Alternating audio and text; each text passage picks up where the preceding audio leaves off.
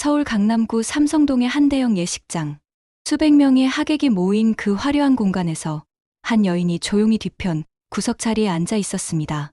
검은색 투피스, 낡았지만 정갈하게 다린 옷. 그 여인의 이름은 김순자. 평생을 혼자 힘으로 아들을 키워낸 어머니였죠. 그런데 그날 신랑 가족 소개 시간이 되자 사회자가 마이크를 들고 물었습니다. 신랑 어머님은 어디 계십니까? 그 순간 신랑인 아들이 환하게 웃으며 대답했습니다. 어머니는 오늘 참석하지 못하셨습니다. 대신 저희 집안일을 오랫동안 도와주신 아주머니께서 자리해 주셨습니다. 하객들의 시선이 일제히 순자에게 쏠렸습니다. 속삭임이 번졌습니다. 저분이 신랑 어머니 아니야? 왜 저렇게 소개하는 거지? 순자는 고개를 숙인 채 아무 말도 하지 않았습니다. 그저 입가에 희미한 미소만 지었을 뿐이었죠. 하지만 그날 이후 이 가족에게는 상상도 못한 반전이 기다리고 있었습니다. 여러분, 이 이야기를 끝까지 들으신다면 아마 오늘 하루 종일 가슴이 먹먹해지실 겁니다. 지금 바로 구독 버튼과 좋아요 눌러주시고 이 충격적인 실화를 함께 들어주세요. 안녕하세요. 제 이름은 김순자입니다. 올해 67, 평생을 서울 변두리 달동네에서 살아왔어요. 오늘 이 자리에 나온 건 제 이야기를 누군가에게 꼭 전하고 싶었기 때문입니다. 저는 31살에 혼자가 됐어요. 남편은 도박에 빠져 집을 나갔고 남은 건 빚더미와 갓돌진한 아들 민석이뿐이었죠. 그때 저는 서울 구로구 가리봉동에 있는 작은 봉제 공장에 취직했습니다. 아침 6시부터 밤 11시까지 미싱을 돌렸어요. 민석이는 등에 업고 일했어요. 아이가 울면 젖을 물리고 잠들면 다시 미싱 앞에 앉았죠. 손은 늘 세제와 염료로 거칠어졌고 손톱 밑은 검게 변했습니다. 하지만 저는 단 한 번도 후회한 적이 없어요. 내 아들만은 나처럼 살게 하지 않겠다. 그 한마디면 충분했거든요. 민석이가 5살 때였어요. 유치원 입학식 날, 저는 공장을 반차 내고 갔습니다. 다른 엄마들은 깨끗한 정장에 화장을 하고 왔지만 저는 작업복 위에 걸친 점퍼 차림이었죠. 민석이는 제 손을 꼭 잡고 말했어요. 엄마, 나중에 크면 엄마한테 예쁜 옷 사줄게. 그 말에 눈물이 날 뻔했지만 꾹 참았습니다. 그래, 우리 아들. 엄마는 내가 건강하게만 자라주면 그걸로 충분해. 그렇게 세월이 흘렀어요. 민석이는 공부를 정말 잘했습니다. 초등학교 때부터 늘 반에서 1등이었고 중학교에 들어가서는 전교 3등 안에 들었어요. 그때부터 저는 더 열심히 일했습니다. 봉제 공장 일만으로는 부족해서 밤에는 음식점 설거지도 했어요. 하루에 서너 시간밖에 못 잤지만 괜찮았어요. 민석이가 학원비 걱정 없이 공부할 수 있다면 그걸로 충분했거든요. 고등학교 졸업식 날이었어요. 민석이는 서울대학교 법학과에 합격했습니다. 졸업식장에서 민석이가 제게 달려와 안겼어요. 엄마, 고마워. 나 꼭 성공해서 엄마 편하게 해줄게. 저는 민석이의 등을 토닥이며 말했죠. 그래, 우리 아들. 너가 건강하고 행복하면 그게 엄마한테는 최고의 효도야. 그 순간이 제 인생에서 가장 행복한 날이었습니다. 대학에 들어간 민석이는 더욱 열심히 공부했어요.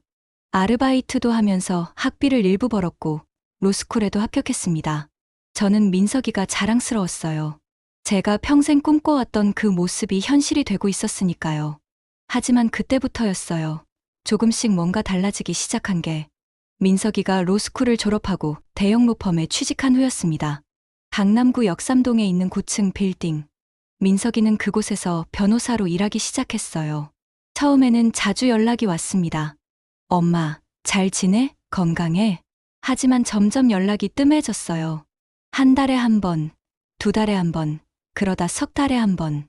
제가 먼저 전화를 걸면 민석이는 항상 바쁘다고 했습니다. 엄마, 미안해. 지금 회의 중이야. 나중에 다시 전화할게. 하지만 그 나중은 오지 않았어요. 어느 날, 저는 민석이가 일하는 로펌에 직접 찾아갔습니다. 도시락을 싸서요. 민석이가 좋아하는 김치찌개와 된장국, 계란말이를 준비했죠. 로비에서 민석이에게 전화를 걸었어요. 민석아, 엄마야. 너가 일하는 곳에 왔어. 잠깐만 내려올 수 있어? 전화기 너머로 민석이의 당황한 목소리가 들렸습니다. 엄마, 지금은 안 돼. 중요한 미팅이 있어서. 그럼 도시락만이라도 전해줄게. 금방 내려와. 엄마, 다음에 집에서 봐. 제발 지금은 좀. 그 말투가 제 가슴을 찔렀어요. 마치 저를 피하는 듯한 느낌이었죠. 결국 저는 도시락을 로비 안내데스크에 맡기고 돌아왔습니다. 집에 돌아오는 지하철 안에서 저는 멍하니 창밖을 바라봤어요. 내가 뭘 잘못한 걸까? 그런 생각이 계속 맴돌았습니다. 며칠 후 민석이가 집에 왔어요. 오랜만에 보는 아들의 얼굴은 예전보다 훨씬 세련되어 있었습니다. 비싼 정장에 명품 시계. 저는 반가운 마음에 손을 잡으려 했지만 민석이는 슬쩍 피했어요. 엄마, 앉아. 민석이의 표정이 심각했습니다. 무슨 일이야? 엄마, 나 이제 어느 정도 자리 잡았잖아. 그런데 집에 손님도 오고 그러니까 엄마가 너무 자주 오시면 좀 곤란해. 그 말이 무슨 뜻인지 이해하는 데는 시간이 좀 걸렸어요. 무슨 소리야, 민석아? 엄마, 내가 일하는 곳에 사람들이 많잖아.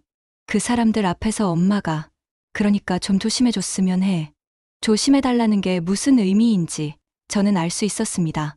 내 차림새가, 내 말투가, 내 존재 자체가 민석이에게 부담이 되고 있었던 거예요. 가슴이 무너져 내리는 것 같았지만 저는 웃으며 대답했습니다. 그래, 알았어. 엄마가 너무 철없이 굴었구나. 이제 내가 다 컸으니까 엄마가 조심할게. 민석이는 안도한 표정으로 고개를 끄덕였어요. 고마워, 엄마. 그리고 엄마 건강 챙기고. 그렇게 민석이는 떠났습니다. 그날 밤 저는 혼자 앉아서 오래 울었어요. 30년 넘게 쌓아온 모든 것이 한순간에 무너지는 기분이었죠. 하지만 저는 민석이를 원망하지 않았어요. 내가 더 잘해줬어야 했는데. 그런 생각만 들었습니다. 그렇게 또 시간이 흘렀어요. 민석이와의 연락은 거의 끊겼습니다. 명절에도 생일에도 민석이는 바쁘다는 이유로 집에 오지 않았어요. 저는 혼자 떡국을 끓이고 혼자 생일 미역국을 먹었습니다. 그러던 어느 날이었어요. 민석이에게서 연락이 왔습니다. 엄마, 나 결혼해. 깜짝 놀란 저는 물었죠. 정말, 언제? 상대가 어떤 사람이야? 상대는 좋은 사람이야. 근데 엄마, 미안한데 결혼식에는 오지 말아줘. 귀를 의심했습니다. 뭐라고? 신부 집안이 좀 특별해. 재벌 집안이거든. 그래서 양가 부모님들끼리만 조촐하게 하기로 했어. 민석아, 나도 네 엄마야. 내가 왜 너 결혼식에 못 가? 엄마, 제발 이해해줘. 나도 어쩔 수 없어. 신부 집안에서, 그러니까 좀 격식을 중요하게 생각하는 집안이라서.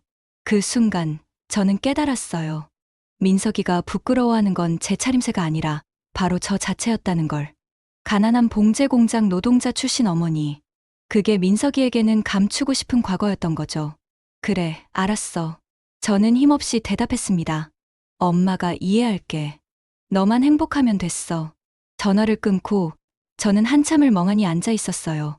30년을 함께 살아온 아들이 이제는 저를 결혼식에조차 부르지 않는다는 게 믿기지 않았습니다. 하지만 결혼식 당일이 되자 저는 결국 그 예식장으로 향했어요. 멀리서라도 아들의 행복한 모습을 보고 싶었거든요. 강남구 삼성동. 화려한 샹들리에가 빛나는 대형 예식장이었습니다. 저는 제일 뒤편 구석 자리에 조용히 앉았어요. 검은색 투피스. 제가 가진 옷 중 가장 깨끗한 옷이었지만 주변 하객들의 화려한 드레스와는 비교도 되지 않았죠. 식이 시작되고 민석이가 입장했습니다. 잘생긴 턱시도 차림. 신부도 아름다웠어요. 하얀 드레스를 입은 신부는 마치 공주 같았습니다. 저는 멀리서 그 모습을 보며 눈물을 참았어요. 우리 민석이가 저렇게 컸구나. 그렇게 중얼거리며 저는 행복해했습니다. 하지만 그 행복은 오래가지 못했어요. 사회자가 마이크를 들고 말했습니다. 이제 양가 부모님을 소개하겠습니다. 먼저 신랑 측 어머님은 어디 계십니까? 그 순간 저는 숨을 멈췄어요. 민석이가 천천히 마이크를 잡았습니다. 어머니는 오늘 건강상의 이유로 참석하지 못하셨습니다. 그 말에 하객들이 아쉬워하는 소리를 냈어요. 그런데 민석이는 거기서 멈추지 않았습니다. 대신 어렸을 때부터 저희 집안일을 도와주신 아주머니께서 오늘 이 자리에 함께해 주셨습니다. 정말 감사드립니다. 민석이의 시선이 제가 앉은 곳으로 향했어요. 하객들의 시선이 일제히 저에게 쏟아졌습니다. 저분이 신랑 어머니 아니야? 왜 저렇게 소개하는 거지? 집안일 도와주신 분이라고? 속삭임이 파도처럼 밀려왔어요. 저는 그 자리에 얼어붙었습니다. 숨이 막혔어요. 가슴이 쥐어짜는 듯 아팠죠. 민석이는 제 눈을 마주치지 않았습니다. 그저 환하게 웃으며 신부에게로 시선을 돌렸어요. 저는 천천히 자리에서 일어났습니다. 더 이상 그 자리에 있을 수가 없었거든요. 비틀거리며 예식장 밖으로 나왔어요. 차가운 가을바람이 얼굴을 스쳤지만 그것조차 느껴지지 않았습니다. 저는 근처 공원 벤치에 앉아 한참을 울었어요. 30년, 제가 쏟아부은 모든 시간이 이렇게 끝나는구나 싶었습니다. 집으로 돌아오는 길, 저는 멍하니 버스 창밖을 바라봤어요. 지나가는 사람들, 웃고 있는 가족들, 손잡고 걷는 연인들. 모든 게 낯설게 느껴졌습니다. 집에 도착해서 저는 오래된 서랍을 열었어요. 거기에는 민석이가 어렸을 때 쓴 편지들이 가득 들어 있었습니다. 엄마, 사랑해요. 엄마, 고마워요. 엄마가 세상에서 제일 예뻐요. 어린 민석이의 삐뚤빼뚤한 글씨. 그 글씨들을 보며 저는 다시 눈물을 흘렸어요. 이게 다 제 탓입니다. 저는 스스로를 자책했습니다. 제가 더 잘해줬어야 했는데 제가 민석이한테 부담만 됐구나. 그날 밤 저는 결심했어요. 더 이상 민석이에게 짐이 되지 않겠다고.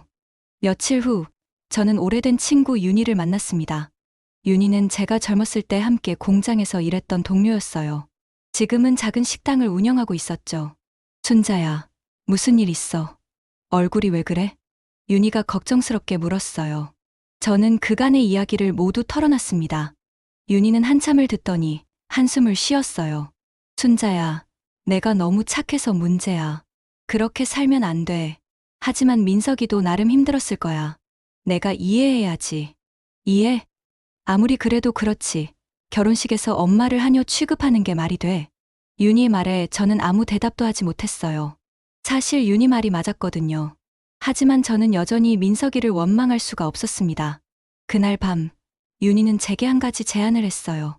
순자야, 너 아직도 그 돈 가지고 있지? 무슨 돈? 20년 전에 내가 사업 시작할 때 너가 빌려준 그 돈 말이야. 아, 그 돈, 저는 거의 잊고 있었어요. 민석이가 중학생일 때 윤희가 치킨집을 시작한다며 돈을 빌려달라고 했었죠. 당시 제가 가지고 있던 전 재산이었지만 저는 흔쾌히 빌려줬습니다. 그 돈은 됐어. 너가 힘들 때 도와준 건데 뭘. 아니야, 순자야. 그 돈이 지금은 엄청나게 불어났어. 윤희는 설명했어요. 그 치킨집이 프랜차이즈로 커졌고 지금은 전국에 100여 개 매장이 있다고. 제가 빌려준 돈은 윤희 회사 지분의 10%에 해당한다고 했습니다. 지금 시가로 따지면 약 20억 정도 돼. 저는 믿을 수가 없었어요. 20억? 응. 나 원래 너한테 돌려주려고 했는데 내가 계속 받지 말라고 해서 그냥 회사 지분으로 넣어뒀어. 순자야, 이제 그 돈 받아. 너 거야. 그날 밤 저는 잠을 이룰 수가 없었어요. 20억, 평생 한 번도 상상해 본 적 없는 금액이었습니다. 그 돈이 있다면 민석이한테 줄 수 있을 것 같았어요. 민석이가 이 돈을 알면 다시 엄마를 찾지 않을까? 하지만 곧 그 생각을 지웠습니다. 돈 때문에 저를 찾는 민석이를 보고 싶지는 않았거든요. 며칠 후 저는 변호사 사무실을 찾아갔어요. 민석이가 일하는 곳이 아닌 다른 곳이었습니다. 유언장을 작성하고 싶습니다. 변호사는 친절하게 안내해줬어요. 저는 유언장에 이렇게 적었습니다. 제가 가진 모든 재산은 소년소녀 가장 장학재단에 기부합니다. 민석이 이름은 단 한 글자도 넣지 않았어요. 변호사가 물었습니다.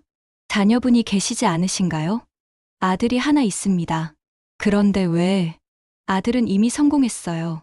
더 이상 제 도움이 필요 없습니다. 대신 저처럼 힘들게 사는 아이들에게 이 돈이 쓰였으면 좋겠어요. 변호사는 고개를 끄덕이며 서류를 작성해줬습니다. 그렇게 저는 모든 걸 정리했어요. 그리고 평범한 일상으로 돌아갔습니다. 여전히 달동네에서 살며 가끔 식당 설거지 일을 하며 소박하게 지냈죠. 민석이에게는 더 이상 연락하지 않았어요. 그게 민석이를 위한 길이라고 생각했습니다. 그렇게 1년이 지났어요. 어느 가을날 저녁이었습니다. 집 앞에 낯선 차 한 대가 서 있었어요. 차에서 내린 사람은 민석이었습니다. 하지만 예전에 당당했던 모습은 온데간데 없었어요. 머리는 헝클어져 있었고 정장은 구겨져 있었습니다. 민석아? 민석이는 저를 보자마자 무릎을 꿇었어요. 엄마, 무슨 일이야? 왜 이래? 엄마, 저 망했어요. 민석이는 울먹이며 말했습니다. 로펌에서 큰 실수를 했고, 거액의 손해배상 소송에 휘말렸다고, 신부 집안에서도 등을 돌렸고, 아내마저 이혼을 요구한다고 했어요. 엄마, 제가 잘못했어요. 제가 정말 잘못했어요. 민석이는 제 손을 붙잡고 울었습니다. 엄마를 그렇게 대했던 거 제가 미쳤었어요. 제발 용서해 주세요. 저는 민석이를 바라봤어요. 무너진 아들의 모습. 예전에 제가 그토록 자랑스러워했던 그 아들이 이제는 이렇게 초라한 모습으로 돌아왔습니다. 하지만 저는 화가 나지 않았어요. 오히려 가슴이 아팠습니다. 일어나, 민석아. 엄마, 일어나라니까. 민석이는 천천히 일어났어요. 저는 민석이를 집 안으로 데리고 들어갔습니다. 앉아. 민석이는 소파에 앉았고, 저는 부엌으로 가서 라면을 끓였어요. 따뜻한 라면 한 그릇. 민석이는 그걸 받아들고 눈물을 흘리며 먹었습니다. 엄마, 이 맛 정말 오랜만이에요. 천천히 먹어. 더 줄까? 아니요. 이걸로 충분해요.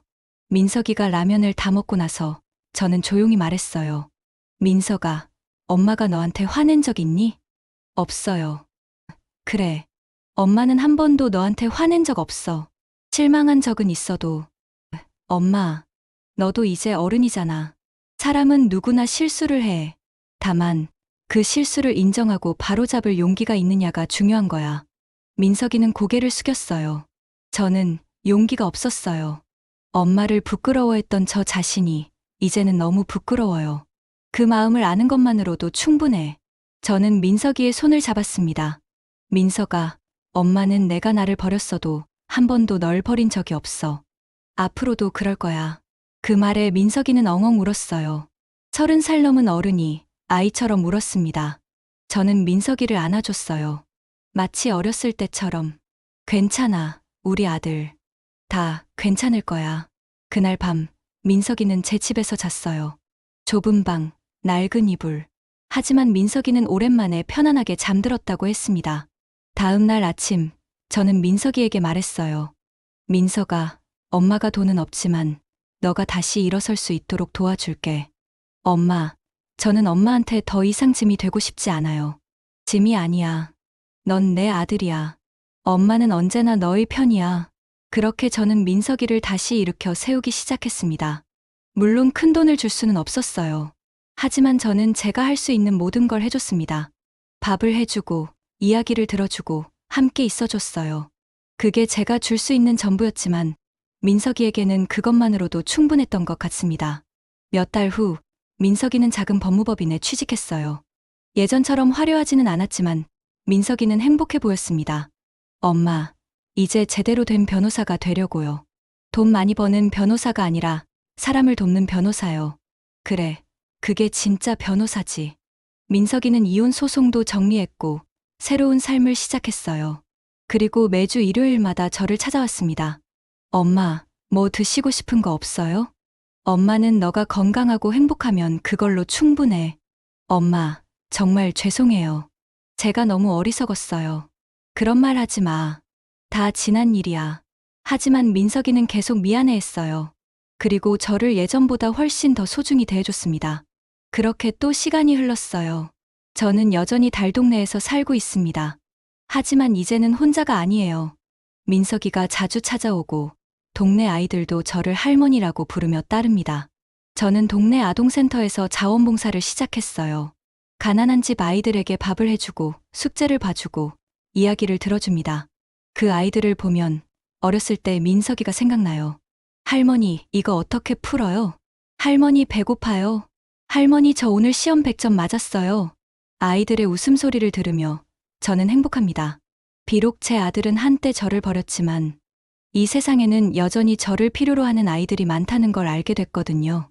어느 날 민석이가 아동센터로 찾아왔어요. 엄마, 여기서 봉사하신다고요? 응, 우리 동네 아이들이야. 다들 착해. 민석이는 아이들을 보며 말했습니다. 엄마, 제가 도와드릴게요. 법률 상담 같은 거 필요하면 제가 무료로 해드릴게요. 정말? 네. 그리고 엄마, 제가 모은 돈으로 이 아동센터 좀 더 크게 만들어도 될까요? 저는 민석이를 안아줬어요. 고마워, 우리 아들. 지금 민석이는 제 옆에서 아이들에게 책을 읽어주고 있습니다. 아이들은 민석이를 변호사 아저씨라고 부르며 따릅니다. 저는 그 모습을 보며 생각해요. 이게 진짜 성공이구나. 화려한 옷, 비싼 차, 큰 집. 그런 것들이 성공의 전부가 아니라는 걸 이제는 민석이도 알게 된 것 같습니다. 진짜 성공은 누군가를 진심으로 사랑하고 도울 수 있는 마음을 가진 거예요. 결혼식 날 민석이가 저를 하녀라고 소개했던 그 순간.